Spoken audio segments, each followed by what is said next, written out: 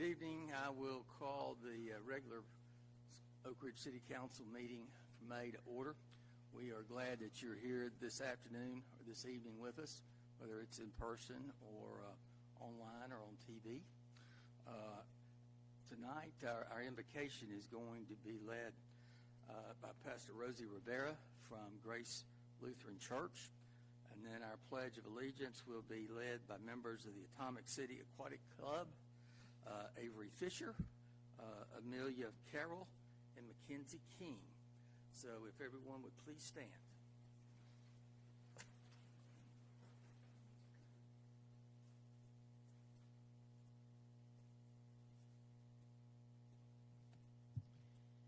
Let us pray. Almighty and loving God, we give you thanks and praise for all of your mighty works. You are loving and good and gracious. Thank you for creating us and sustaining us day by day. Thank you that you made us in your image to exist in community with all people. We thank you for our city. Thank you for our elected officials, the businesses, the churches, the families, and the individuals that make our city the great place that it is. But Lord, we also acknowledge that we do not deserve these good gifts. We're not worthy of your favor, for we have sinned against you in thought, word, and deed. We do things that we should not do, and we don't do the things we should do. We have not loved you with our whole heart, and we have not loved our neighbors as ourselves.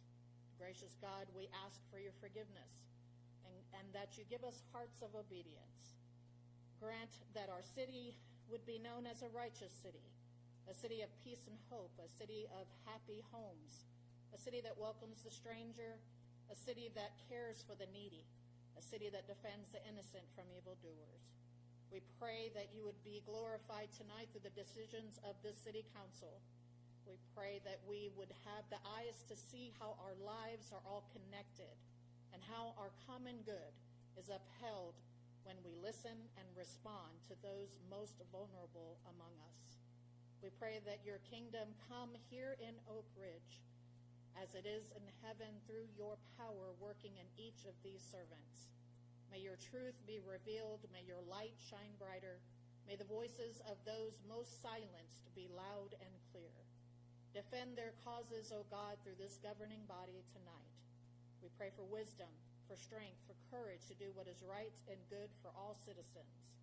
May we put the interests of others above our own, and may we act with love for the common good.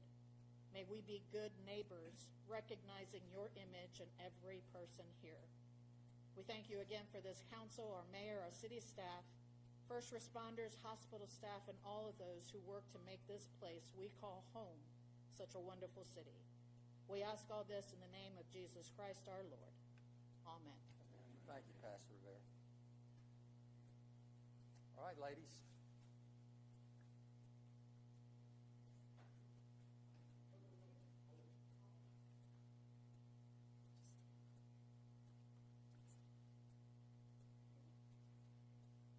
I pledge allegiance to the flag of the United States of America and to the republic for which it stands, one nation, under God, indivisible, with liberty and justice for all.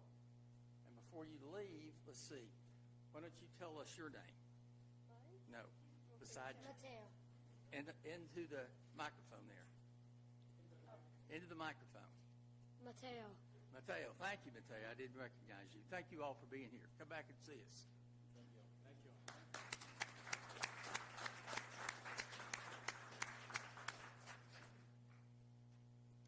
Roll call, Madam Clerk. Mayor Pro Tem Dotson. Here.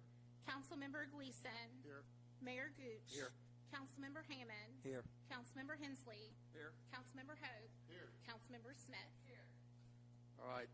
First item of business, Madam Clerk, is public recognitions. Yes, we have the recognition of our new deputy city manager. Mr. Heeman. Thank you, Mayor. I am pleased to introduce to you tonight our new deputy manager, Tom Pessimer, and I'd like him to stand and just be recognized. Just say welcome.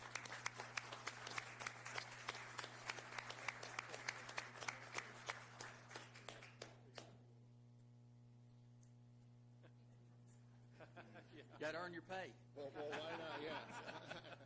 Thank you. Yeah, well, I am so happy to be here. Everybody has been so welcoming and just so enjoyable and just so supportive of being here. So I'm happy to be here, proud to be here, and looking forward to serve this council and community any way that I can. So We're glad you're here too. Thank you. Thank you.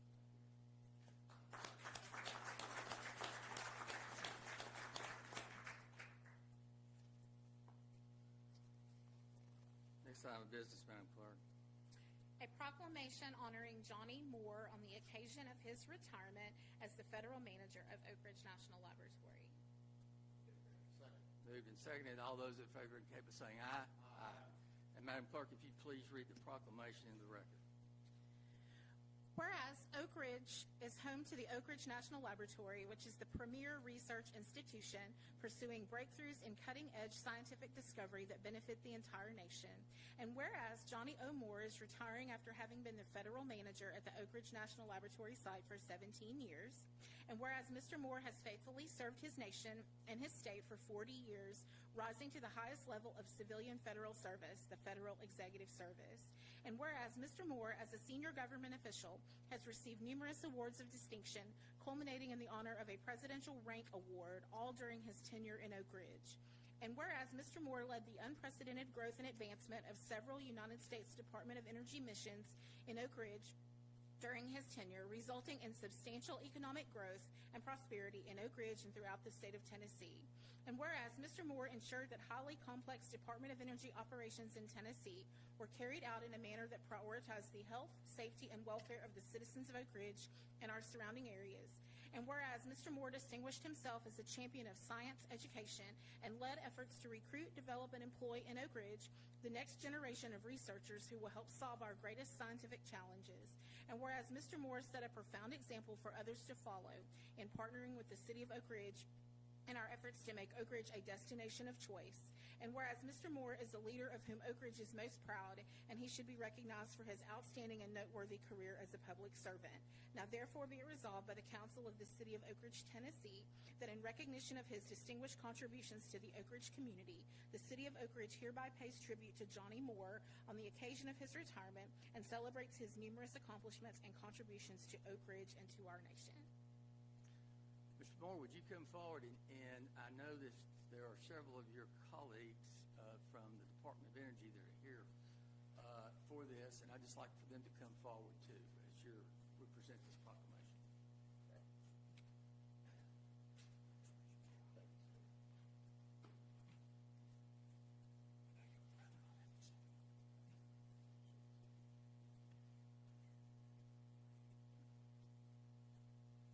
Johnny, on behalf of the citizens of Oak Ridge, I want to present this proclamation to you with our thanks and best wishes. You epitomize the term public servant, and we really appreciate your friendship, your service to your country, the state government, and the federal government, and we wish you all the best. Thank you. thank you so much.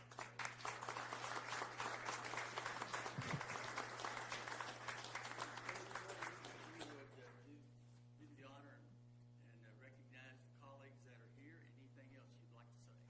Well, I'm honored for this recognition from you, Mr. Mayor, as well as the city council members, and obviously the leadership here in the city. I don't know that I did everything that you read as part of the proclamation, to be honest. But it sounds good.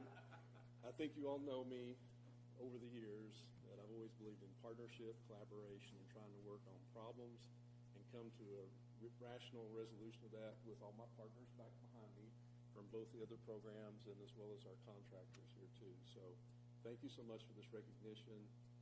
It's been an honor to serve and work with so many of you here in the city of Oak Ridge over these many years. So thank you so much. And if you would acknowledge your colleagues. Yes.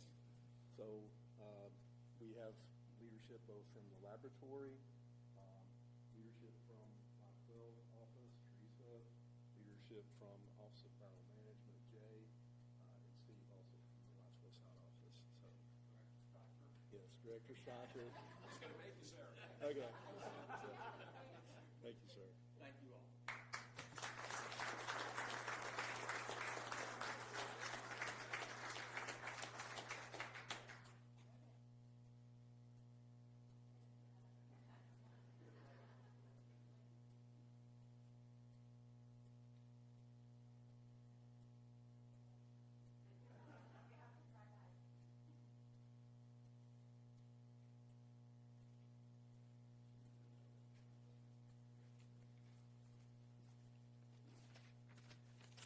Next proclamation, Madam Clerk.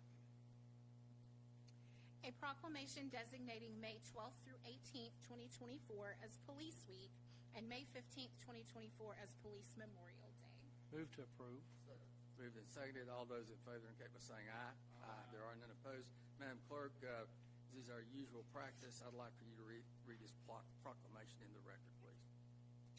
Whereas the Congress and President of the United States have designated May 15th as Peace Officers Memorial Day and the week in which it falls as National Police Week, and whereas the members of the Oak Ridge Police Department perform an essential role in safeguarding the rights and freedoms of the citizens of Oak Ridge, and whereas it is important that all citizens know and understand the challenges, duties, and responsibilities of their police department, and that members of our police department recognize their duty to serve the people by safeguarding life and property, by protecting them against violence or disorder, and by protecting the innocent against deception and the weak against oppression or intimidation.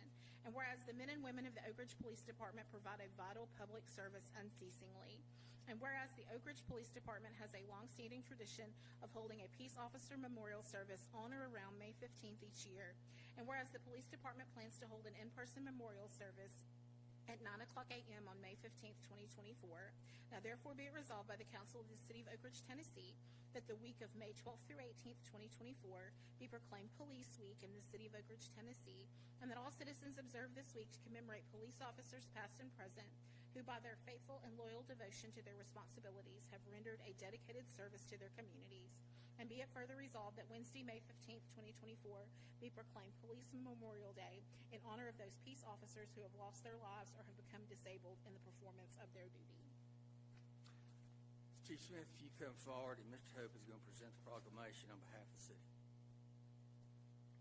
Men and women of our police department, very proud department, rightfully so. It's amazing work you all do. So much stuff you all never recognize. This, people that have fallen before us. It's an honor to memorialize.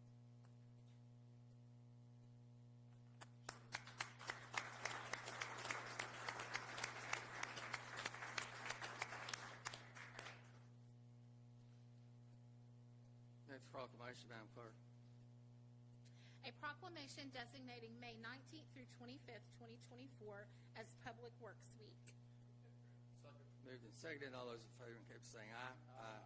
There are none opposed. Mr. Patrick Berg is going to represent Public Works and accept this proclamation. I'm going to ask him to come forward, and if Mr. Dotson will present the proclamation, please. And as they're coming forward, Madam Clerk, would you read the proclamation? Whereas public works services provided in our community are an integral part of our citizens' everyday lives, and whereas since 1960, the American Public Works Association has sponsored National Public Works Week, and whereas this year's theme is Advancing Quality of Life for All, highlighting how public works professionals contribute to and enhance the quality of life in the communities they serve, and whereas the support and education of an informed citizenry is vital to the efficient operations of public works divisions and facilities such as water distribution, sewer collection, water and wastewater treatment, streets, sidewalks, storm drains, stormwater management, public buildings, snow removal, fleet maintenance, and many other public services. And whereas the health, safety, and comfort of our community depends greatly on these services, whereas the efficiency and dedication of all Public Works Department personnel is directly and indirectly influenced by the citizenry's attitude toward and understanding of the importance of the work they perform daily. Now, therefore, be it resolved by the Council of the City of Oak Ridge, Tennessee, that the week of May 19th through 25th, 2024, be proclaimed Public Works Week in the City of Oak Ridge, Tennessee, and that all citizens be encouraged to acquaint themselves with the issues involved in providing our city's public works, and to recognize the contributions made by our public works personnel every day to ensure a healthy, safe, and comfortable quality of life for all citizens of Oak Ridge.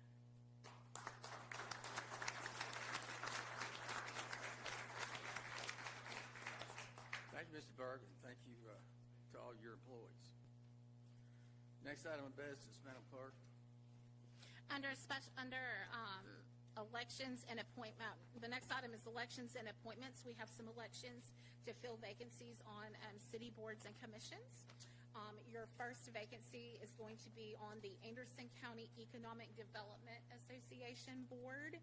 There are 4 candidates for 1 vacancy. Councilmember Sean Gleason, And Councilman Gleason is recusing on this vote. yes. Jake Martin, Pam, Here. and Pam Moody. Okay. And the appointee can either be a member of council or public at large, so. Yes. Stand up, yeah. Yes.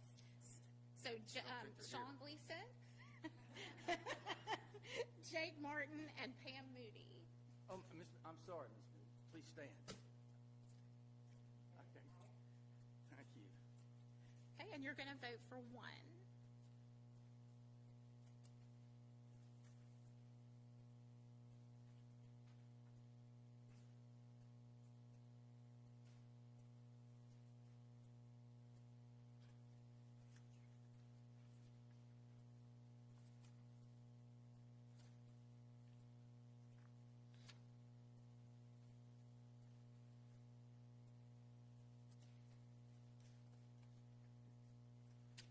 All council members vote for Sean Gleason, except for Mr. Gleason, who abstained. All right, so Mr. Gleason is elected. And I meant to, before we did the elections, Madam Clerk, would you kind of advise everybody what the schedule is now on the next elections? Because this is an interim round, if you will. Yes, so this election and the Trade Licensing Board, the one you're going to do in just a minute, some of these were ones that were left over from the last set of elections, and then a couple are resignations that have arisen since you last had an election. So after tonight, there will be 1 vacancy left on the EQUA board, and we will continue to advertise that one and appoint that one in July when we do the Youth Advisory Board and the student representatives, just because of the budget happening in June. So. And then again at the end of the year. Yes, First of the if we don't, unless we have vacancies that come up in between.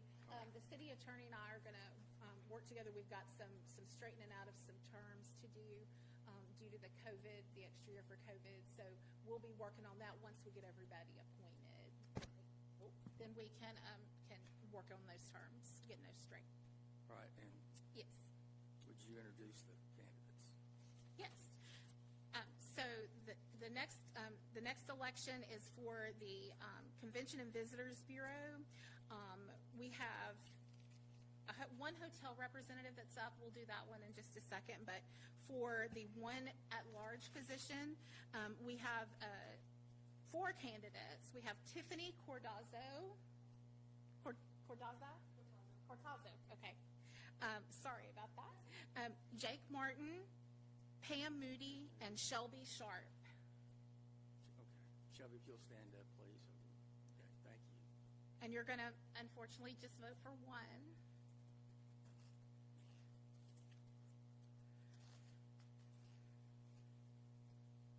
And this was a vacancy due to a resignation and moving out of the city. Okay.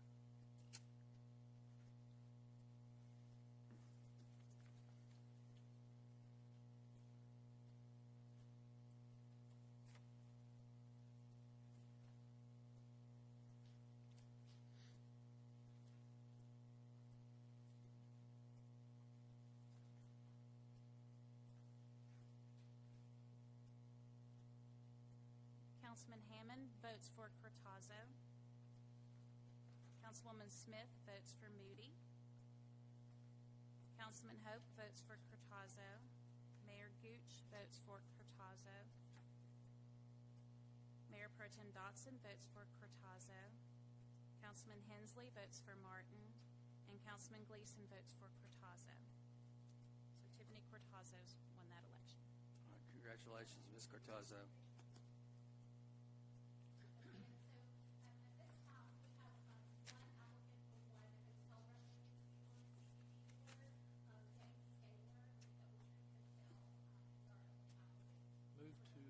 Move to elect Jane Stabler by acclamation. Second. Move to second. Is Ms. Stabler here? Okay, don't see her. All right. All those in favor indicate by saying aye. Aye. Ms. Stabler is elected. Next one is we have two vacancies on the Environmental Quality Advisory Board, and that is one applicant is still in that's Tristan Bourneau. And he will either be whatever your preference is. We have a vacancy, and that expires term ending in 2024, and then that expires term Move that he be elected to the 2025 term by acclamation. Moved and seconded that he be elected by acclamation through the 2025 term. All those in favor indicate by saying aye. Aye. There are none opposed. Congratulations, and thank you for serving. Next one is the Industrial Development Board. We have two applicants for one vacancy. We have Tina Moody and we have Peter Newby. Okay. This is a balance of an unexpired term ending December 31st, 2025. Okay. City Council has unanimously voted for Peter Newby. Thank you, Mr. Navy. Congratulations. And our final election, we had one applicant for one vacancy on the Trade Licensing Board, Stanley Smith. Move to elect Stanley Smith by acclamation. Second. Moved and seconded. All those in favor indicate by saying aye. Aye. All right. Okay. And he is elected. And that concludes this round of elections. All right. And we're now on special reports. Yes.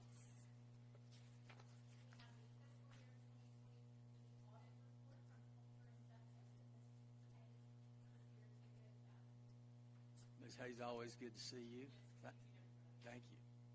So I'm here to present the 2023 audit report and the results of that audit. My name is Julie Hayes from Culture and Justice. And so we have issued our audit. There are 3 reports that we issue as part of the audit. There's a report over the financial statements and all the schedules and all of the notes and everything that go into that report, into those financial statements. And then we have a report for over internal control. So if we identify certain deficiencies, we would include that in the report. Then we also have another report over major programs, major federal programs. Since the city receives federal funding, we do an audit, which is referred to as a single audit, over the city's grant funding.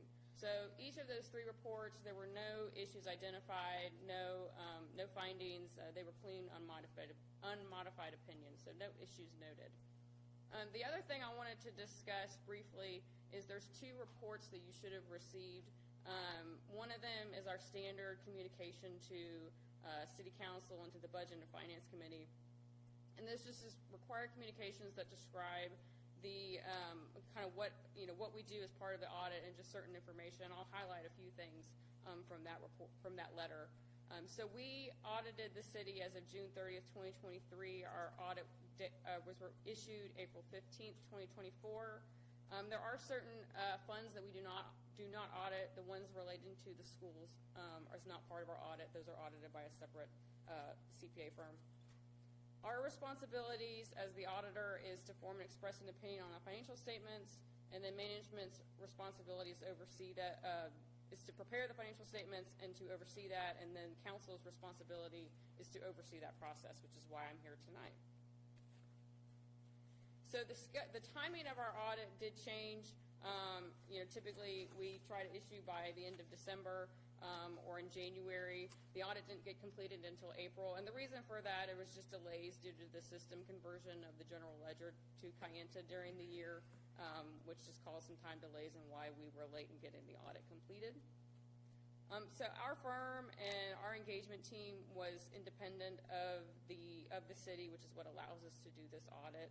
There are certain non-attest services that we perform, so we prepare the financial statements and the notes of the financial statements. So those are considered non-attest services, but management takes responsibility for those services that we perform. Significant risks. So we are required to identify significant risks and communicate those to you. There are 2 risks, and these are present in any audit that we do. So they are management override of internal controls and improper revenue recognition due to fraud, and these are presumed in all audits, so this is not unique to the city that we have these risks. And we just perform procedures to address those and make sure that they are mitigated. And then in the financial statements, we describe the significant accounting policies. There are no unusual accounting policies that the city follows. There are also several estimates that are inherent in the financial statements. Those have not changed significantly from year to year. And then significant disclosures. The only disclosures that I would describe as being significant would be disclosures related to the pension and the other post-employment benefit obligations. And those require a lot of estimation from actuaries to determine evaluation for what those liabilities are. So we did not have any difficulties encountered during the audit. We did not have any corrected or uncorrected misstatements to communicate to you. We did not have any disagreements with management, and we are not aware of any consultations that management had with other accountants that we would need to communicate to you.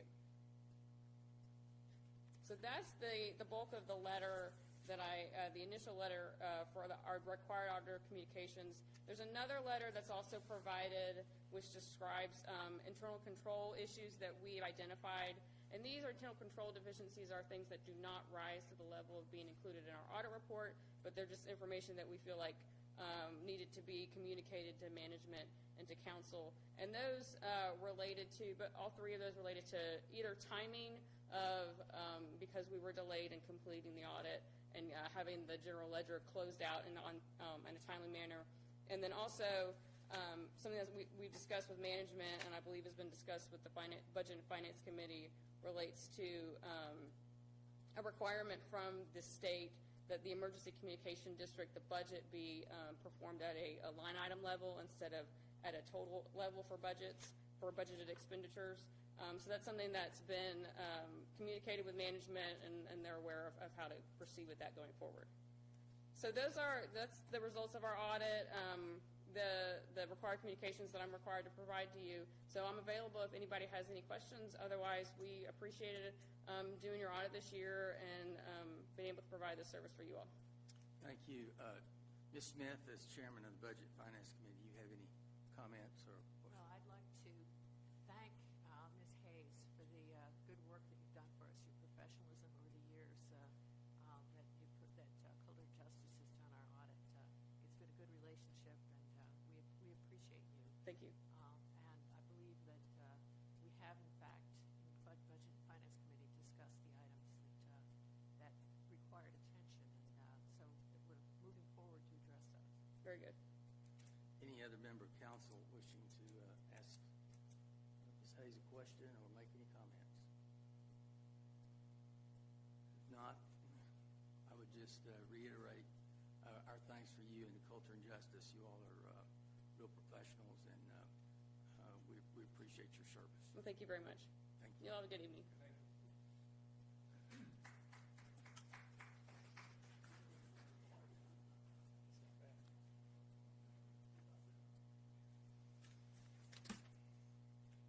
All right, next item of business, Madam Clerk.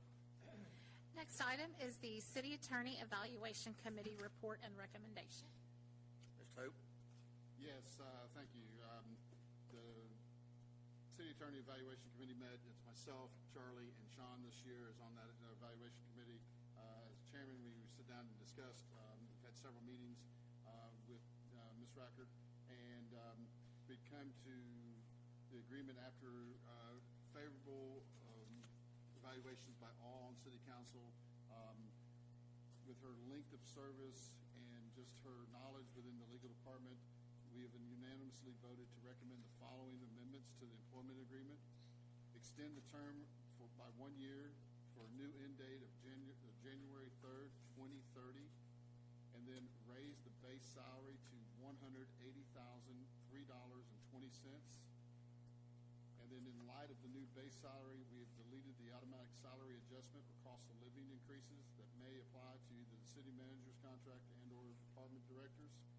What we've done with this is try to align the two city contracts that we, the city council, have responsibility for, which is the city manager and the city attorney, and try to align those into more even type of contracts. And based on that, instead of running the legal department or the city attorney through the personnel department, it's surely a contract type negotiation with that. And then, so we've eliminated that. Ms. Racker discussed that, recommended, and agreed to all the need to not retain a cost of living adjustment. The last thing I would say is that the committee also unanimously recommended funding the vacant, unfunded position in the legal department, either being the staff attorney or senior staff attorney, to bring the department to full staff. This is needed to allow the city attorney to achieve the goals in her strategic plan and to continue to provide the level of legal services expected with our growing number in the city process. So it's just these are the recommendations we bring forward to you. And if you have any questions, we'd be more than happy to answer. You move for approval.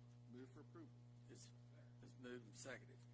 Any comments or questions for Mr. Hope or members of the committee? Ms. Smith? Yeah, I had some questions about the compensation recommendation. The letter didn't indicate what Ms. Ricard's current salary is, nor what the percentage increase is. I'd like to know, just what we're looking at quantitatively. How big of a raise is she expected to receive here? The raise, I don't have the number in front of me right now. I don't either, and it sounds so bad for me to not be able to tell you exactly what my salary is, and I apologize for that. I believe that my salary is $156, something like that.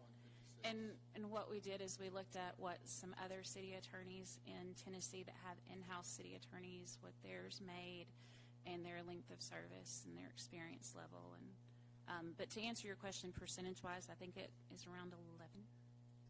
Correct? Is that what that is? 11 or 12%, right in that range. That's the number that she quoted. I think would be more than 11%. You must be making more than you remember. It's a nice way to be. That is true. I mean, I did have that same issue the other day when I checked my hourly rate. So yes. Okay. And we did have in our city compensation plan, there is a set of numbers for the city attorney. Do we know how this, are we basically departing from the numbers in the compensation plan here? Well, one of the things that we've talked about in at length was that we need to remove the city attorney and the contract out of the compensation plan. They were put in, both the city manager and the city attorney, when the compensation study was done several years ago, were added into that, but they're two misnomers. They're not part of the true compensation plan with personnel. These are two employees that are only on contract, and the only contracts that we negotiate is out on city council. But we did use the numbers in that plan as guidance for setting Ms. Ricard's salary. I know when she started, when she was promoted from staff attorney to city attorney. And at that time, she was on city staff, and she was part of personnel at that time. But I think we had thought that the compensation consultants who helped us with that plan knew something. We needed to use their advice. Just wanted to clarify that. It wasn't a personnel department thing. It was a city thing we were doing with that compensation plan. Okay. Well, thank you for the information. Sure. Any other questions for Mr. Hope or comments? Mr. Tinsley? No. Okay. The committee was pretty much pretty much strongly in favor of filling the staff position because Ms. Rackert clearly in her discussions in the committee, her margin time is limited to look at unique and do research on solving problems in the background. And I think in many cases that would help the city and would give her more margin time if she had this position filled. And I would just say as an aside, based on working with Ms. Rackert now for several years, I think she does an outstanding job. And I will just tell everyone the number of issues that she deals with and her department, her staff deal with is increasing. They're not only increasing in number, they're increasing in difficulty. And the things that we are dealing with as a city are not necessarily the regular issues that a city of 34,000 people would be dealing with. They're far more complex than that. And so I just wanted to note that for the record. Any other comments? The motion is to approve. All those in favor indicate by saying aye. Aye. Any opposed? There are none. It's adopted unanimously. Thank you to the committee for your hard work. Ms. Rackert, we continue to look forward to working with you.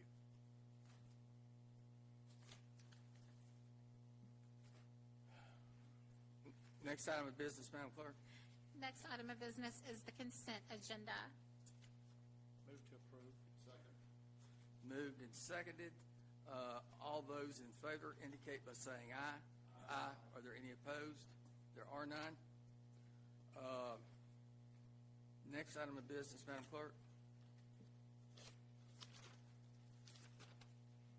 Under final adoption of ordinances, we have an ordinance to amend ordinance number 2, titled the zoning ordinance of the city of Oak Ridge, Tennessee, by amending the zoning map, which is made a part of the ordinance, by changing the zoning district of vacant land off South Dillard and Carver Avenues, Anderson County Control Map 105F, Group C, Parcel 035.00, and a portion of Map 105F, Group C, Parcel 066.00, containing approximately 11 acres from R2 PUD Low Density Residential District with a planned unit development overlay and B1 Neighborhood Business District to R4 PUD High Density Residential District with a planned unit development overlay, and a public hearing is required. Move to approve. Second. Moved and seconded. I'll need a motion to open the public hearing. Motion to open the public hearing. All those in favor indicate by saying aye. Aye. So the public hearing on this final adoption of the ordinance is called to order. Are there any citizens in the audience wishing to address council? Thank you.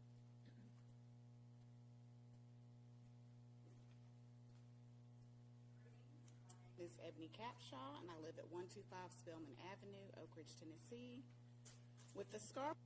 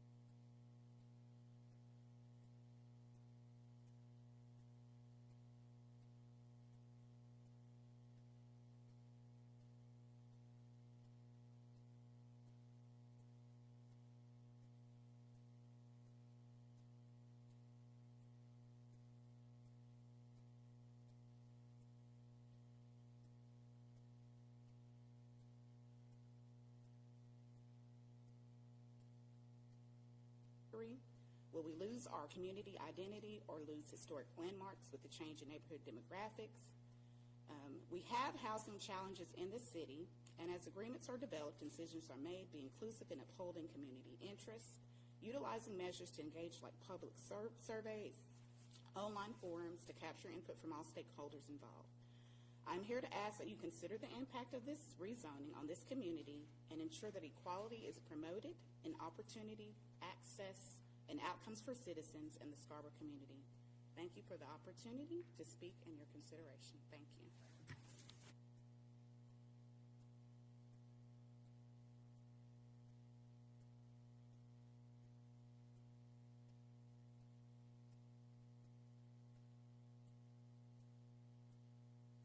Second.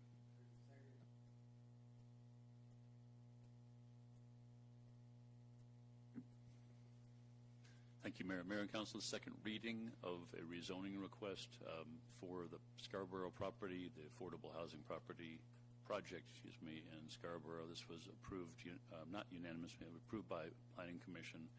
And as I mentioned last time, Ms. Williams from our staff has been the primary lead staff on this, and because there's a lot of details and intricacies, I've asked her to please come and speak to you about it and answer questions.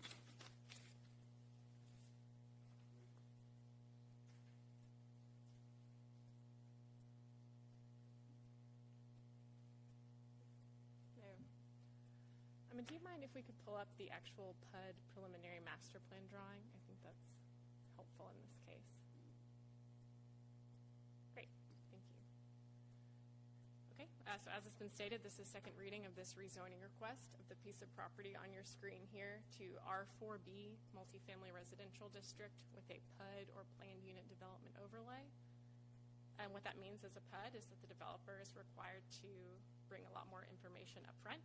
In this case, the developer is the Oak Ridge Housing Authority with their partner, Collaborative Housing Solutions. And the design drawing they're required to bring up front is called the PUD Preliminary Master Plan. That's what you see on the screen in front of you now. And you can see the proposed development, which is a total of 114 housing units. Affordable housing units is the intention. 66 of those units are in more of a typical apartment multifamily style. Those are the larger buildings you can see sort of in the center of the property. You have 38 multifamily attached townhomes, which sort of line the external loop there in the lighter yellow color. And then finally, there are 10 single-family dwellings that are intended to be sold into private home ownership. So those 10 dwellings will be ownership, whereas the rest of the site will be rental. One thing that Councilman Hammond had brought up to staff in the last week is that there have been comments from citizens about this particular site and whether or not any other sites have been considered related to this project. And the first thing that I'll say on that is that at the end of the day, this is a housing authority project, so I can't speak to whether or not the housing authority reviewed other sites to request. However, up until a few months ago, the property that we're looking at did belong to the city. So it's reasonable to consider whether or not there are other city properties that could have been used for this project. The city does own a lot of property, but when you take out properties already used for schools, parks, parking lots, utilities, everything else, there's very, very few remaining that can meet the size requirements for development. And of those truly handful, I would say most, if not all, are constrained in other ways. For example, some of the properties the city owns are on former landfill sites, which bring a lot of challenges to development. So this site here is one of, if not the most reasonable, logical, available sites for development. This is the second reading of a rezoning request. Mr. Blasius mentioned earlier that the Planning Commission already made a recommendation at their March meeting and recommended conditional approval of the rezoning and PUD with a condition that the project be reviewed by the city's Traffic Safety Advisory Board, or TSAB, and that's something that has happened since this came before you at first reading. The PUD was reviewed by TSAB at their April 15th meeting, and at that meeting, the board voted to recommend that a traffic impact study be completed in association with this development. The city engineer is also recommending a traffic impact study, and staff expects that that study would happen in conjunction with the next phase of development. So what's before you right now is a rezoning request, and although we do have this plan, it's still relatively conceptual compared to the actual engineered design that will take place in the next phase of development. So again, staff would expect to see that traffic impact study either immediately prior to or in conjunction with that engineered design, and it can make any recommendations related to making sure traffic, access, all those types of things are handled appropriately at this site. And feel like I'm talking for a long time. So that's all for me, and if you have any questions, I will try to answer them.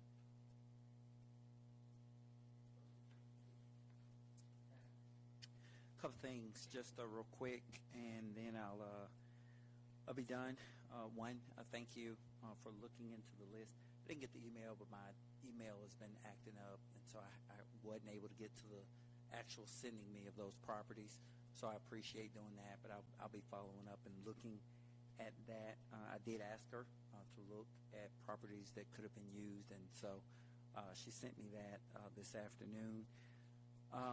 With regards, I know, to the air monitoring station question that came up, the community actually raised that question last year. I think it was June or July, and we engaged the DOE, and they responded that, yes, they're willing to look at moving the air monitoring station.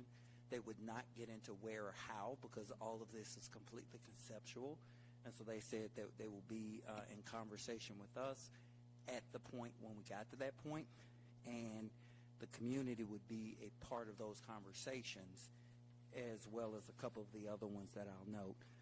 So I did want to go at least speak to the air monitoring station and the conversations with the DOE. The answer is yes. We have had all appropriate conversations with them, and we'll have conversations and keep the community engaged in those conversations as need be. With that being said, I do want to acknowledge Margaret Jones, the Harris family, who did reach out. You all have gotten a memo. I wanted to drop that memo in context, and really this is honoring the spirit in which they've engaged me and us, and the nature of the memo, the nature of the letter that they sent. In the memo dated March the 19th, it says this: during the development of a conceptual site plan for the project, ORHA has proposed a project with access from Carver instead of Dillard Avenue to alleviate community concerns that were expressed during public outreach efforts. In order to change the access to Carver, approximately 1.7 additional acreage from the city is needed. And so they reached out to me because that memo clearly appears to suggest that the additional acreage was being added to remove Dillard for the purpose of Carver. I was just coming back off my illness, so I had not looked at it and not been engaged, but that was clearly not my understanding as I was sharing with the family. They sent me the memo, and when I looked at it, I did reach out to the attorney. I reached out to the housing authority to ask, make sure I had clarity that we weren't moving it. The reason why that's significant is because as you look at the diagram, there are two entrances and exits there. It requires two entrances and exits. So if we had noted removing Dillard, that would have left only one entrance into the site and into the property. And so I wanted to make sure that we were in order with regards to that. And the direction provided by the city attorney is that in our resolution, while the memo had that statement, in our resolution and our vote, the council took no action that actually removed Dillard as part of the vote and as part of our action, which is consistent with what I was expecting, because otherwise we would have only had one. I wanted to honor them in that and honor that note and honor that that disconnect between what the memo stated and our resolution, because they did bring that to my attention. Their understanding was that Dillard would be removed, and so we did have some conversation, and they were very gracious with saying, hey, this says one thing, but you're telling me something else. And historically, that never works out well for us as a people, and the institutional mistrust that's there.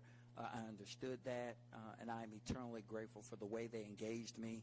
They really, really could have been, they could have approached that differently. I'll put it like that, but they chose not to. And so I'm grateful and wholly committed to making sure the concerns that they express are addressed all throughout the letter.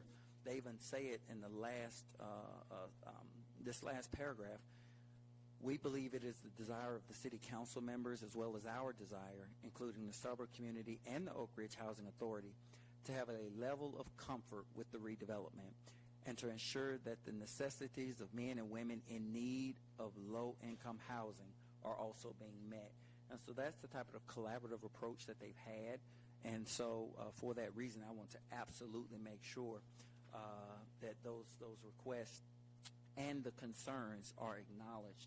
You've heard some concerns expressed here tonight, and I want to note this, and then I'll be done. With that being said, a number of the concerns are legitimate. I've expressed the concerns and safety concerns and traffic concerns, and the TSAB has expressed kind of making sure that that's looked at. I'm going to support the effort tonight for a couple of reasons. The first one is that the TSAB recommended traffic study will give us an objective approach and an objective look at the intersections, the traffic impact of both the existing and potential intersections. And so at that point, we can look at and determine what may be best. We would do that with community meetings. My commitment to the Harris family and to the community, anybody that's concerned, is that when that traffic study comes, when there's conversations around that, there will be community meetings to talk about that. We'll put that up, and we will make sure that people have an opportunity to ask a question and gain understanding collectively about what's in that traffic study, and then recognizing that we won't proceed, and I certainly won't be supporting anything that is deemed unsafe and or will have a significantly adverse impact on the community. And so I can comfortably vote for the rezoning, knowing that that traffic study and the subsequent community meetings and conversations associated with that traffic study will be had. That's the first one. And the second thing is with regards to the funding and other parts of the project in and of itself. We've committed to having community meetings around those, because when the funding comes in, then there's a discussion around what we can actually put on the actual site. As has been stated, all of this is conceptual, and all of this is driven to create the opportunity for us to ask for grant funding from the state. That's what the redevelopment, the purpose of the rezoning is that right now it's not zoned. So we can't ask for the money from the state, talking about land that's not rezoned, that's not properly zoned. That's why it's needing to be rezoned. As a matter of fact, we've got a meeting here on the 15th, I believe, to update. And the question is, we're considering this project, but if it's not rezoned, we have to table it. And so that's part of why we've sought to follow the timeline that we followed, and that's what the rezoning is about. There will be at least 2 opportunities for separate series of community meetings around the traffic study and around the funding that will bring us back to the community, that will bring us back into conversations about what they want. Last thing is 3 concerns that the family raised that I promised we would look at. 2 of them have already been addressed. That's looking at the other sites and the Dillard entrance and the general traffic safety concerns. The third one I'll ask, which was actually answered in the last meeting, but I do want to reiterate and note the density concerns. The thought is, hey, this is a lot of people that we're putting in here. The density of, I think, people per unit or per acre, I forget what the unit was last week, but do you, and developer may have this information, do you have information on the density of this project over and against the density of similar or other projects to give us a quantitative basis to compare this project and others in the city? I do. Yeah. So this is 114 units over about 11 acres. So what that comes out to is just over 10 units per acre, about 10.4 units per acre exactly. For a multifamily development, I would say that is on the low side, although it is going to be more dense than your surrounding properties. I mean, you can look at the map and see it's more dense than the surrounding lots. However, if you look at other multifamily or similar projects in the community, the Main Street Lofts, just our neighbor over here, is 22.4 units per acre. the recently constructed Summit Townhomes is 11.2 units per acre. And another large apartment complex, Bristol Park, is 18 units per acre. So all three of those are greater or much greater than the proposed density here of 10.4 units an acre. Okay.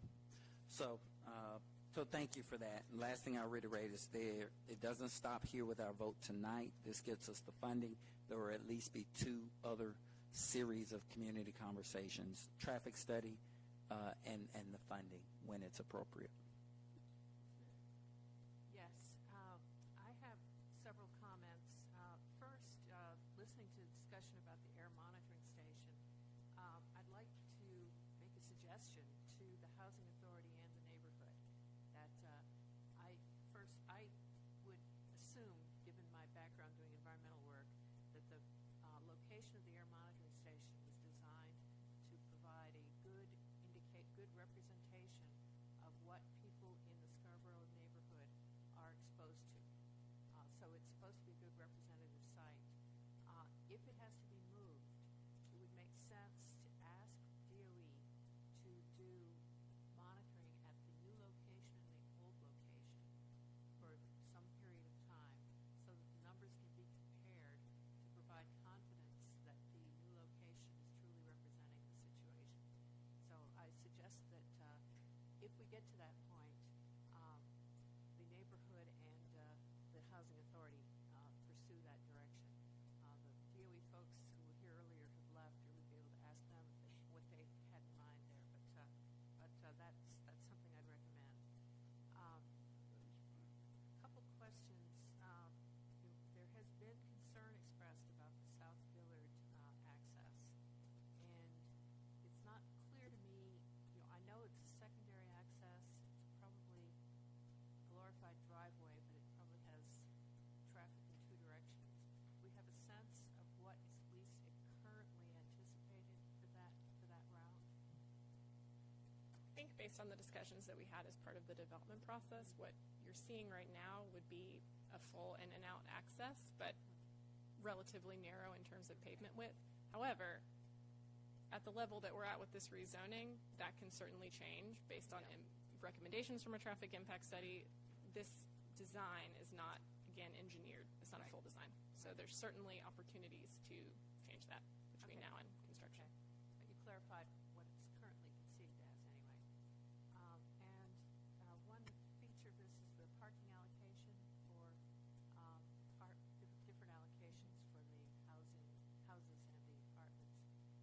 Does the parking allocation include on-street parking, or is that in addition to what's calculated for the parking allowed for the particular housing units? The parking allocation that's shown does include the on-street parking. Okay. So this 1.2 spaces per unit is all the parking that you see. Okay. I don't know what I think about that, but I just wanted to clarify what was going on. Thank you. That's it. Yeah, I'd like to say a couple of really positive things. And the reason I really like this is that I'm on the Planning Commission also, and we see numerous PUD revisions, and it would appear that some of the later ones, like the Preserve and the Summit, the goal is to maximize the density at the sacrifice of some of the quality features. And when I look at this one, we've got open space, street trees.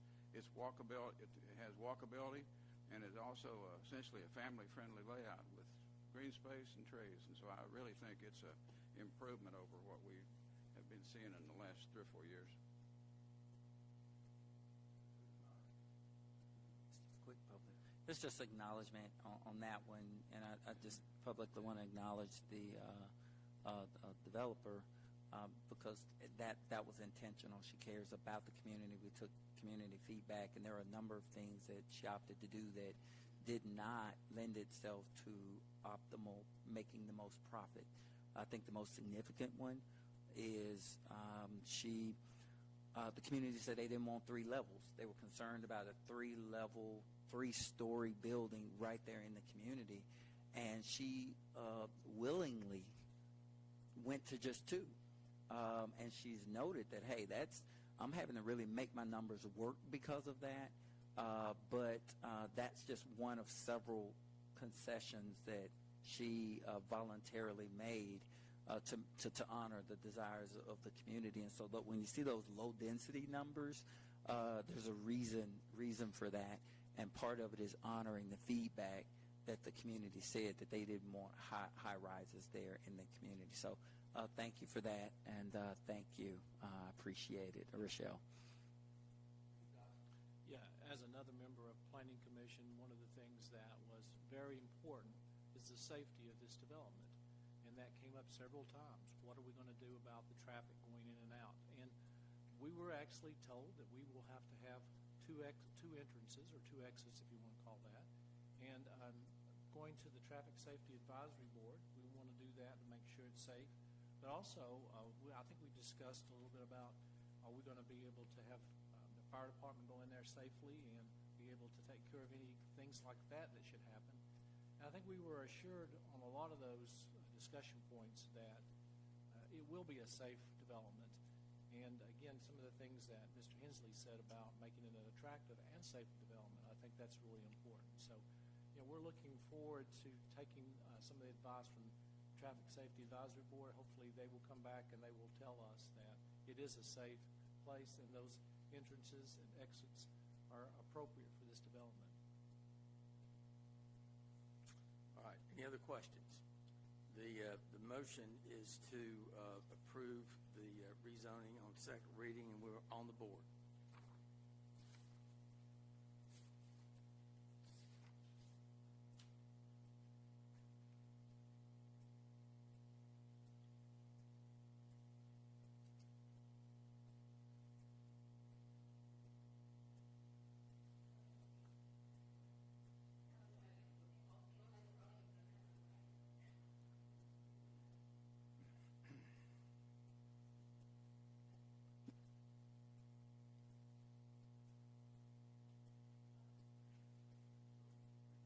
Again, yes.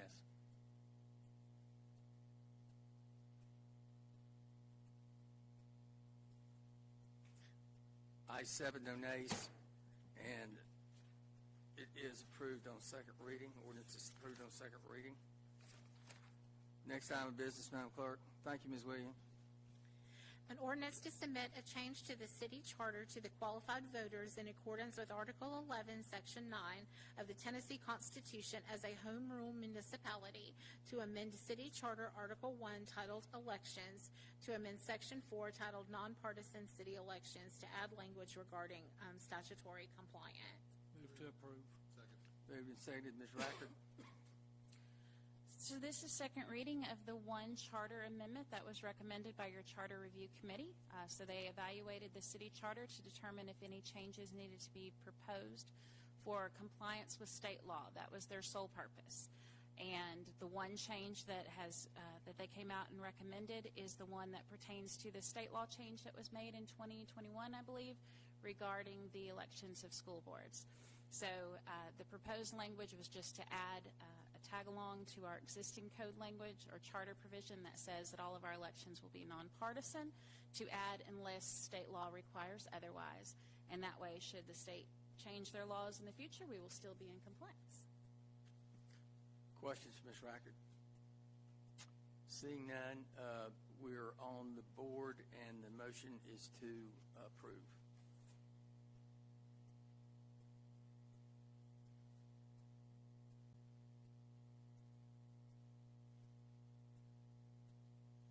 Ayes 7, no nays, and the ordinance is approved. Next item of business, Madam Clerk.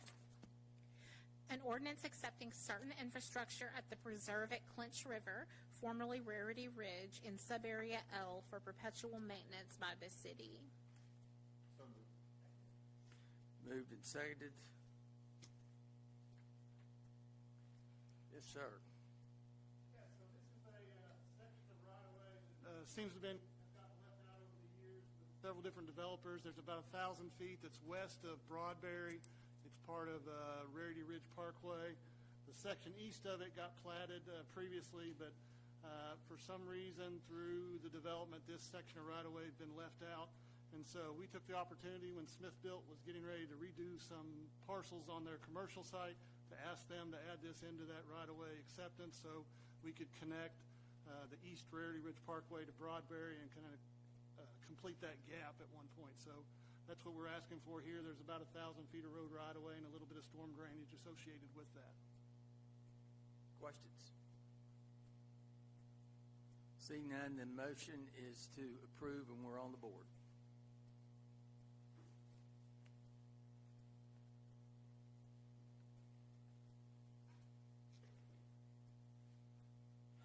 Ayes 7, no nays, and the ordinance is approved. Next item of business, Madam Clerk.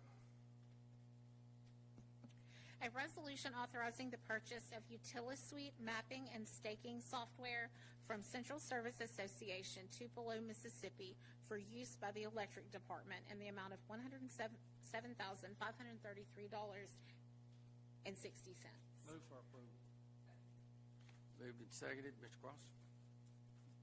Yes, Mr. Mayor Pro Tem, members of council, this is a proposal to purchase a digital mapping software program that will enable our guys in the field and our engineering staff to both stake and have up-to-date maps in the field, in the trucks, as they're doing work in the field.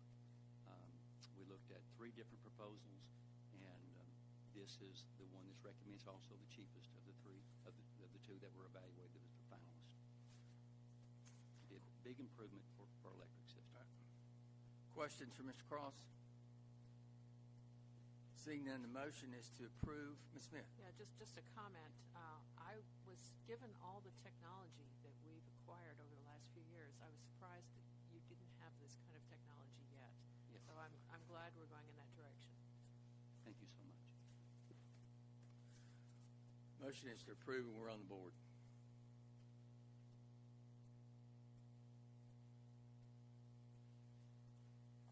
Ayes 7, no nays, and the resolution is approved. Next resolution, Madam Clerk. A resolution waiving competitive bids and authorizing the Public Works Department to enter into a contract with Rogers Group Incorporated, Knoxville, Tennessee, to resurface and restrike portions of Scarborough Road in an amount not to exceed $430,000.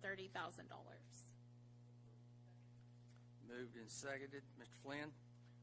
This is part of our water plant project, and in addition to the water plant, we contracted with Morgan Construction to lay a water line up Scarborough Road to take fresh water from the new plant to the existing reservoirs up on the top of Bear Creek Road. They run the water line up Scarborough Road, and their contract requires that they restore and repave the portion that they've disturbed. We want to restore the rest of the road. They have contracted with Rogers Group, and since we can't have separate contractors, we can't basically bid this project. We need to do it at the same time they do it using their contractor. So what we're asking is that we just go ahead and contract with Rogers Group also. Questions for Mr. Flynn? Seeing none, the motion is to approve, and we're on the board.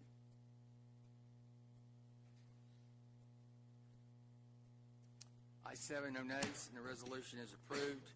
Next resolution, Madam Clerk. Resolution awarding a contract to Rogers Group Incorporated, Knoxville, Tennessee, for the Converse Lane Storm Drain Pipe Replacement Project in an amount not to exceed $185,705. Move for approval. Moved and seconded. Mr. Flynn? This is a contract to replace a storm drain. It's running across the end of a cul-de-sac and across 2 driveways. One of the driveways is basically collapsing. We've looked at repairing this thing in the past, and it's gotten kind of beyond the ability of Public Works. So we would like to go ahead and just replace this whole drain, repair both driveways, put new catch bases in, and repair the cul-de-sac. Any questions for Mr. Flynn on this item? Seeing none, we're on the board. Motion is to approve.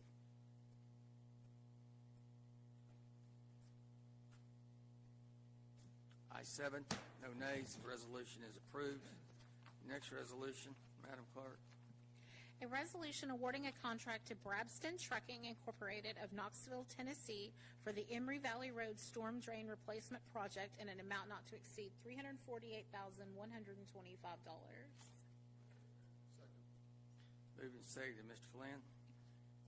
This is a project to repair a very visible failure in the parking lot of the shopping center on Emory Valley Road. We've worked on that pipe twice. It's fell in twice. We've decided just to not try to fix it again. It's just we're just backing up doing it. We've got a problem in that we can't see inside it. When they widened Emory Valley Road, they covered up all the access bases. So we kind of designed this based on some 35-year-old drawings. So we kind of have some uncertainties about it, if you will. But at any rate, this is to repair the failure in the parking lot. Questions for Mr. Flynn on this project? Mr. Flynn, we only had one bidder for this? We did only have one bidder. Okay. Are you concerned at all about the cost? I'm not. Actually, it's probably a little less than I was expecting. But again, we put some contingencies in this thing because of what we couldn't see. We put in items to raise the accesses to the surface of the road. We got a lot of concrete restoration in it. So I'm actually pretty pleased with what we've got. All right, not concerned about it. Mr. Hensley? Yeah, it was, in reading through the description of the process, all I thought was the hole in the IGA parking lot. No, it involves the retention basin that was built for Roan State, all the way on the other side of what used to be the railroad tracks and back over to the other side of Emory Valley before it was 4 lanes, when it was 2 lanes. What we believe is that these pipes are the size they are because they originally drained that whole area before the basin was there. The basin slows down the water flow, so we're going to be able to downsize this piping. So we're putting in smaller HDPE in place of that large diameter culvert. Ms. Smith? Yes, somehow this particular item gave me the strong impression that the city's had a hard time keeping track of what's going on in infrastructure development, even in modern times, not just during the World War II period. That there may not be adequate as-built data for some of the things that were installed in 1990 and so forth. Are there practices in place now to make sure that we don't get this kind of crazy quilt development of infrastructure again in the future? Or is this just something that happens? We do a lot better now than we did before. That's good. We've got better drawing capability. We've got better record-keeping capability. We've got GIS now, which we didn't have before. Okay, that helps. Okay. We found old paper drawings that were literally falling apart when we were working on this thing. And we pieced together, I think, enough information that we could do these plans. But again, there's some uncertainty in it, and we try to build some contingencies in it. We hope to cover what we anticipate. Okay, but our record keeping is a lot better. We found what we think is evidence that this thing isn't built exactly like those drawings showed, which kind of created some more problems. Yep. Well, we appreciate your diligence in the face of challenges. I guess what I would say is we did the best with what we had. Okay, thanks. All right, any other questions? Seeing none, the motion is to approve, and we're on the board.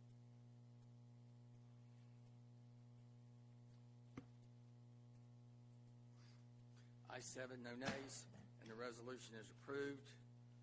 Next resolution, Madam Clerk. A resolution awarding a contract to Brabston Trucking Incorporated, Knoxville, Tennessee, for the West Tennessee Avenue Waterline Improvement and Michigan Avenue Storm Drain Pipe Replacement projects in an amount not to exceed $522,245. Move to approve. Moved and seconded. Mr. Flynn. This project does 2 things. It ties in the water line that we put in when we rebuilt the first phase of Tennessee Avenue. We stubbed it off thinking that we were going to continue further east. That's kind of lost priority right now, so we want to tie this back into the system at the intersection of Tennessee and Kentucky. And then we want to fix a storm drain, fix a sidewalk that has fell in where we fixed a storm drain on Tennessee Avenue. And then there's a third repair, which is on the corner Tennessee and Michigan where a storm drain has fallen in. It's unrelated to the water line, but they're both excavation type repairs. They're both real close together, so it made sense to us to put those two repairs in one project. Questions for Mr. Flynn? Seeing none, the motion is to approve, and we're on the board.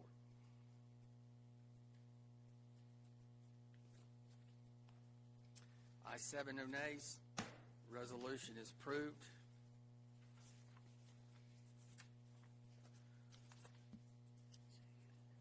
Mr. Flynn, let's see. I believe your work is done. At least I hope it is. Now it's Patrick's turn. A resolution authorizing the purchase of a generator from Nixon Power Services Company, Brentwood, Tennessee, for use at the water treatment plant in an amount not to exceed $991,635.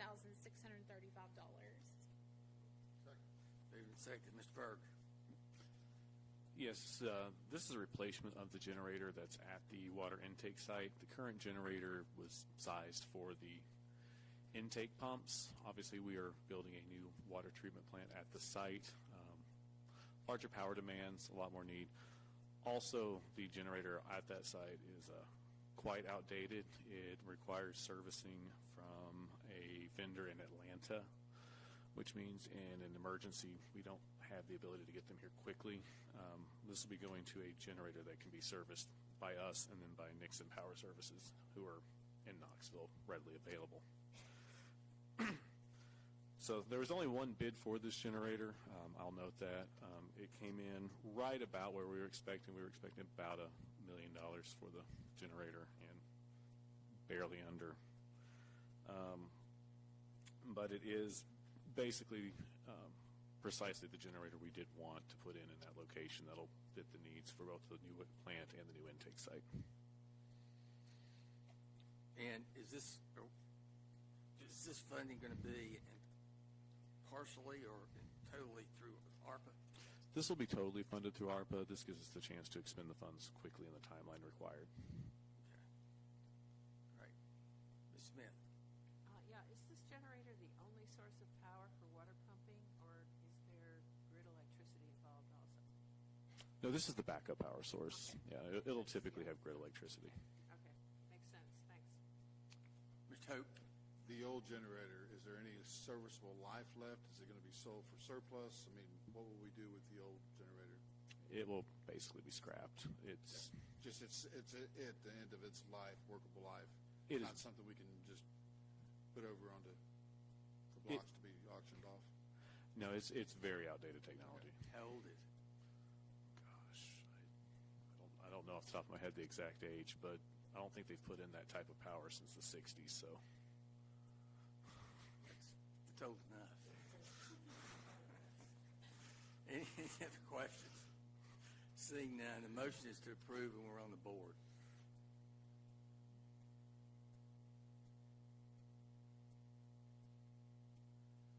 Ayes 7, no nays. The resolution is approved. Next resolution, Madam Clerk. A resolution amending Resolution 12-108-2020 to increase the authorized compensation amount for the professional services agreement with CTI Engineers Incorporated, Knoxville, Tennessee, for engineering services associated with the rehabilitation of the 3MG concrete reservoir at the water treatment plant from a not-to-exceed amount of $119,800 to a not-to-exceed amount of $156,400. Move for approval. Ms. Berg. So as part of the process of building the new water plant, we chose to keep the reservoirs on the hill at the current water plant, rehabilitating those so that they will have an extended service life. In conversations with CTI, we believe that this rehabilitation of this reservoir will give us another 40 to 60 years of life in that location. But because it is the reservoir at the water plant, we did not take it offline and drain it like we typically do when we bid these projects. 3 million gallons is a lot of water to take offline and then bring back online. So when it was brought offline and then they got in there, we found the concrete was in worse shape than was expected, and that has taken the contractor an extra 3 months to work through. The contractor that is actually doing the work is being held to the bid they made, but the inspection services and the quality assurance being provided by CTI, they have requested some additional funding. Our experience with CTI is that they've saved us quite a bit of money in the past by holding contractors to the requirements and the specs of the bid. And it also frees up our employees to not have to be basically sitting there the entire time watching the contractor at that site. All right, any questions, Mr. Berg, on this item? Seeing none, motions to approve, we're on the board. Ayes 7, no nays. Resolution is approved.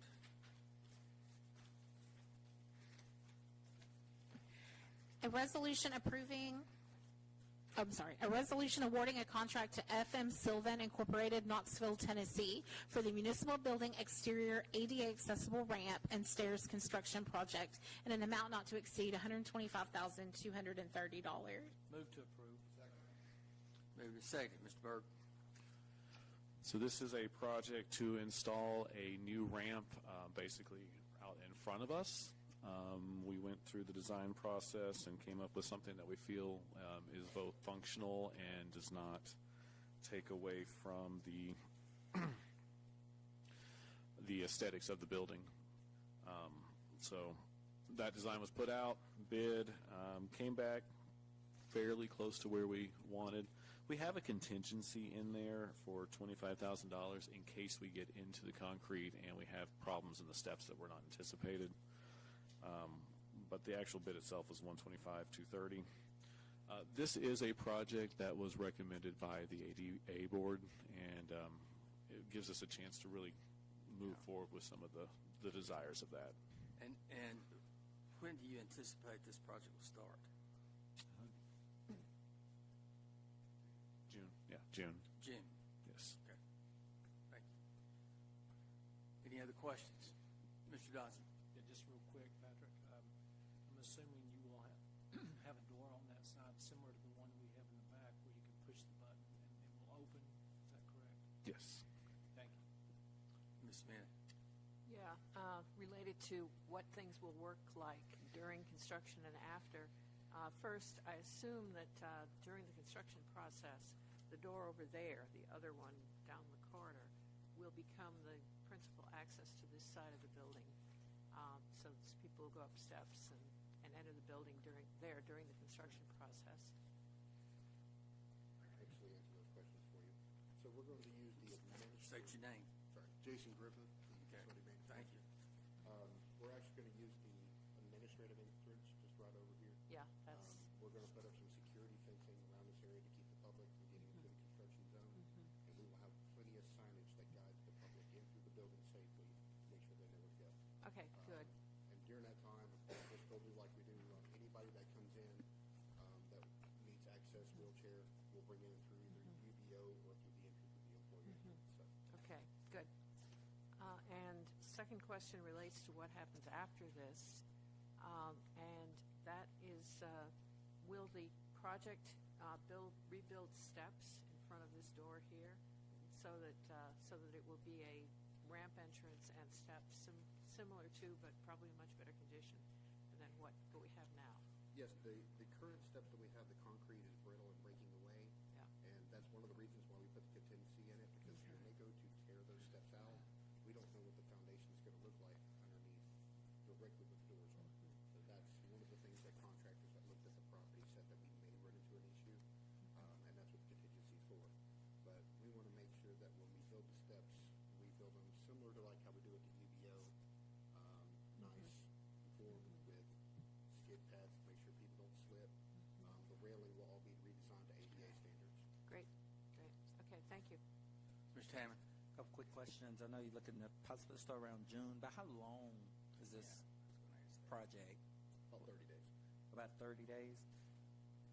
Okay. And then secondly, out of curiosity, will there be any notifications like, hey, starting X, Y, so like June, for example, June 1 is in like a couple weeks. So what's the communication about when, should people just expect that it may be starting sometime in June or around June, or is there going to be some notifications, hey, effective this date, this construction will be going on? What are your thoughts around that? Once Sylvan has signed the contract and everything is going through, we plan on sitting down with them very shortly and coming up with a plan as in construction starting, signage, notification to the city. I'll be sure to inform the city manager. Of course, we'll inform the city journalist to make sure that everybody in the public is notified. Okay. Along with construction and things like that. Okay, so you'll notify the public at that point. Okay, thank you. Any other questions? See now? Thank you. We're on the board. Motion is to approve.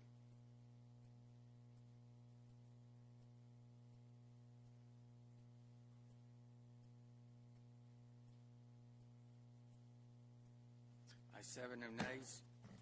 Resolution is approved. Long overdue. Next item of business, Madam Clerk. A resolution approving an updated allocation plan for the use of American Rescue Plan Act funding. Moved and seconded. Mr. Berg, you're recognized again.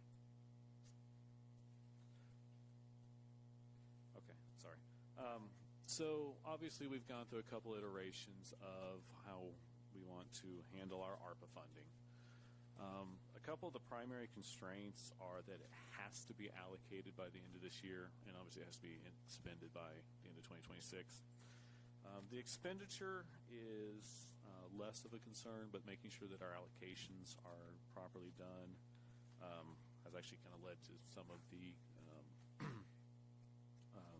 number of projects you've seen tonight and we'll see in the next couple of months.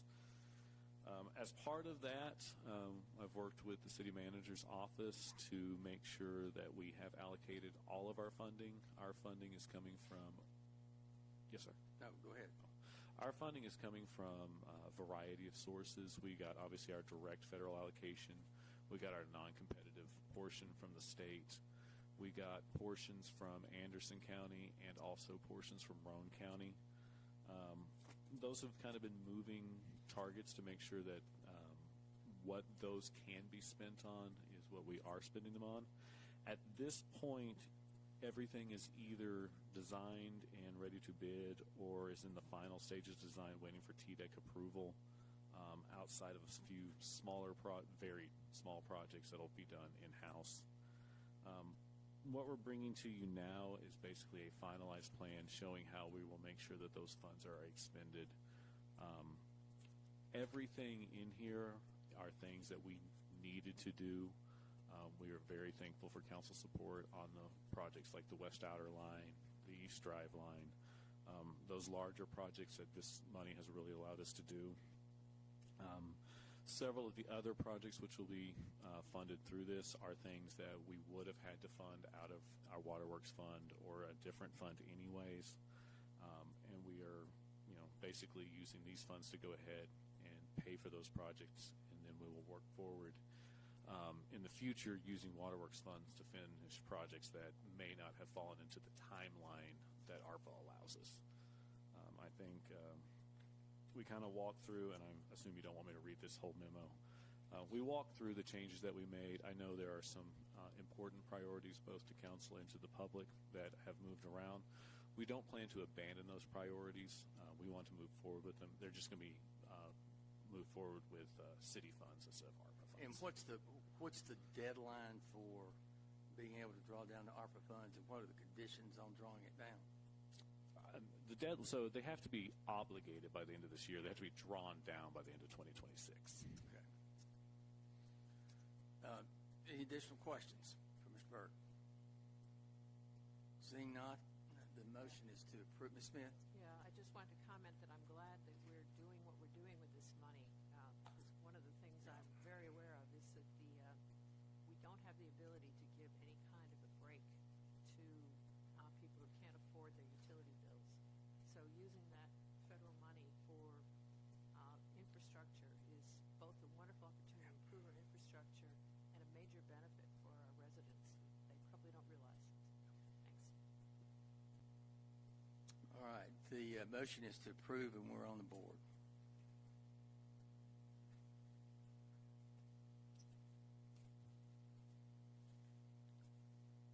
Ayes 7, no nays, and the resolution is approved.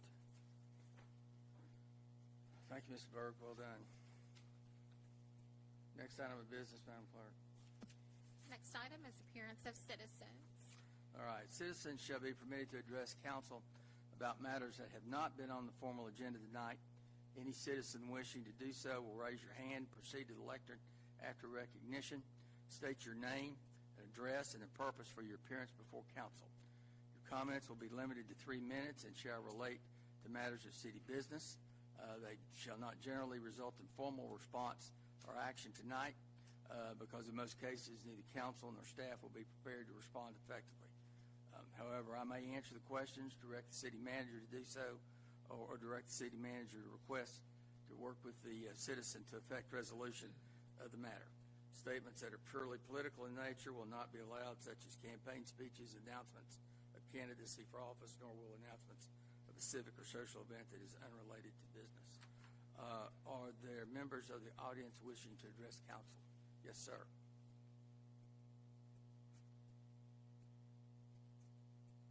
My name is Dan Robbins. I live at 41 Riverview Drive in Oak Ridge.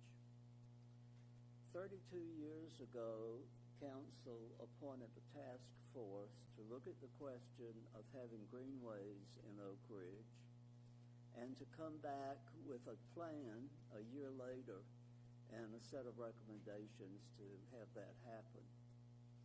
31 years ago, I presented that plan to council with a set of recommendations, and it was unanimously approved. And council asked that our task force continue and help with the implementation of those plans. 31 years later and 85 miles of greenways later, I wanted to come and thank you for all of your support, because 31 years is long enough for my having been chairman, and so I've decided to retire. And I just wanted to come by and say thank you for your support for all of this time. I've never come before council with a request that you didn't approve, almost always unanimously. And I hope you will continue to support our organization and its two new co-chairs, Jeff Gilpin and Doug Colcoach. So thank you for your support. And thank you, Mr. Service. That's right.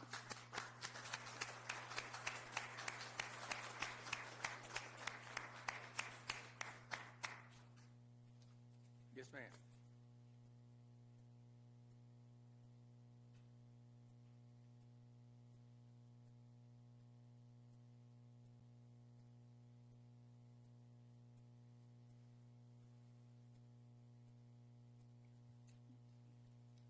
Marion Wildgruber, 122 Connors Drive. Dan Robbins is my buddy and a hard act to follow. First, on behalf of my husband and myself, I would like to thank the teachers, staff, and administrators of Woodland Elementary School, Jefferson Middle School, Oak Ridge High School, and the office administration of the school district. My two sons are graduating this month, one from Maryville College with computer science and math degrees, and one from Gettysburg College, summa cum laude, with history and German degrees. And he's got a Fulbright scholarship going to Vienna in September.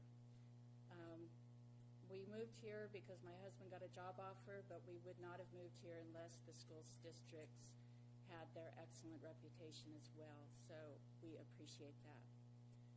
Second, I'm going to try and say this quickly before I run out of time. I came here to talk about the multimodal grant.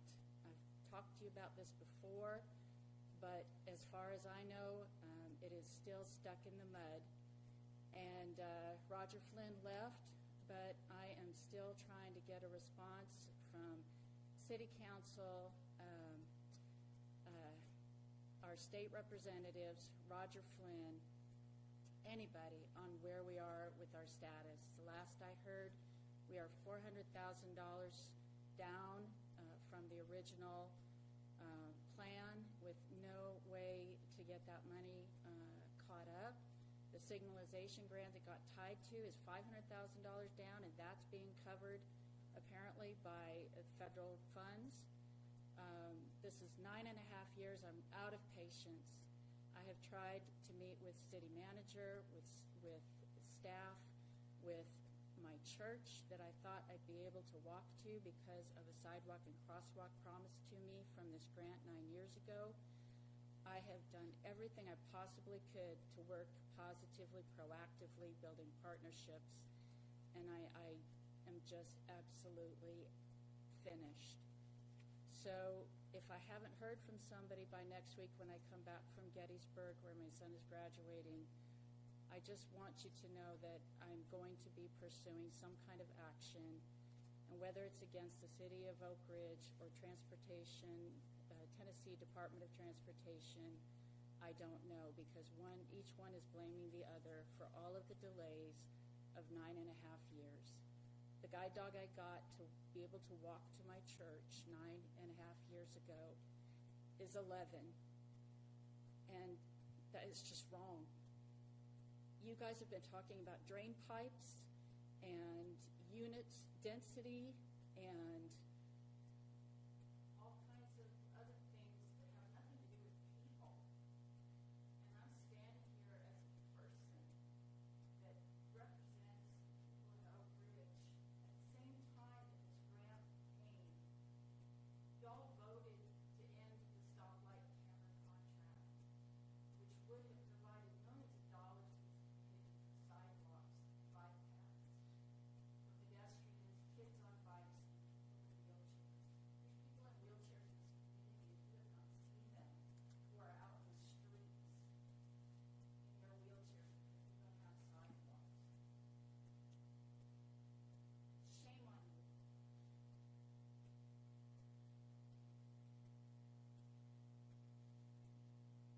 Any other citizens wishing to address council? Next item of business, Madam Clerk.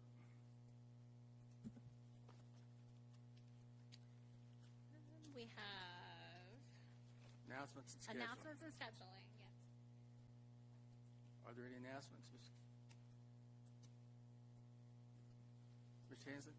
Yeah, I want to make some comments about the Scarborough 85 committee that I'm on. Would that be an announcement? Sure, let's go ahead and do that. Okay. I met with Representative Reagan over about 3 days ago, and the money that they had hoped to get from the state has fallen through. The legislature did not act on it. Mr. Reagan has suggested that, we do what he calls instead of the frontal attack, the flanking attack, which means looking for grants, doing everything we can to see if there's money somewhere available. And right now the state is focused on energy, which is appropriate for Oak Ridge. But he's talking that there is a pot of money there that maybe if we can tie the Scarborough 85 monument somehow into the energy, and of course Oak Ridge is energy. It is definitely connected.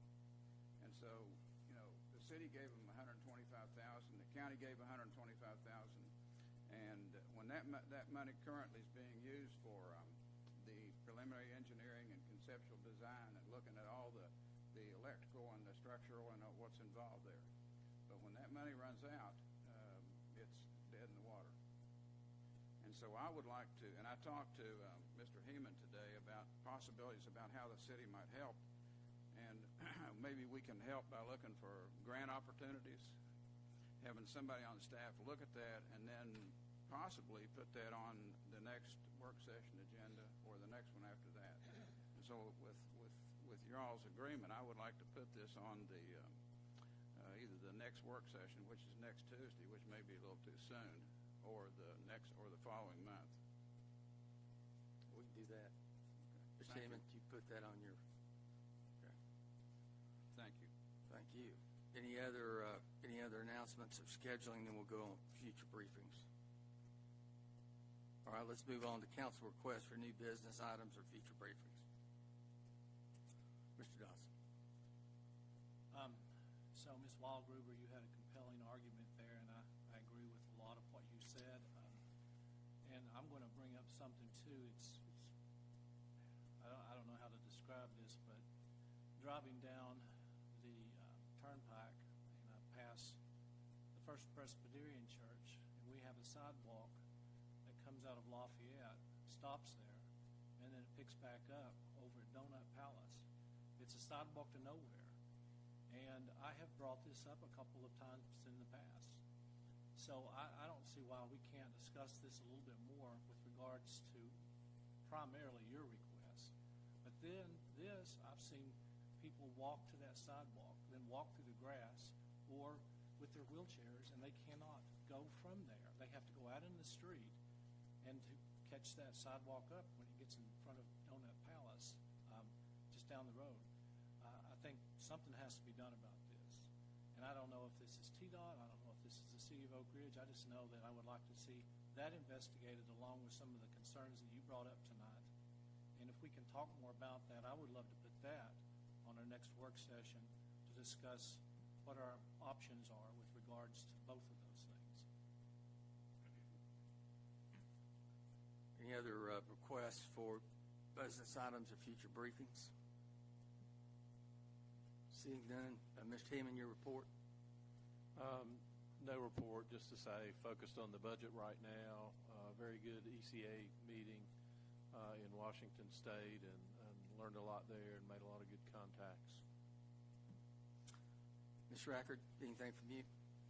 I do not have a report. I would just like to officially, informally say thank you for your evaluations. I appreciate the information that you gave to me, and I will strive to continue to meet and/or exceed your expectations in the future. Thank you. Any other comments by council? Seeing none, we've completed our business for the night, and this meeting is adjourned. Thank you.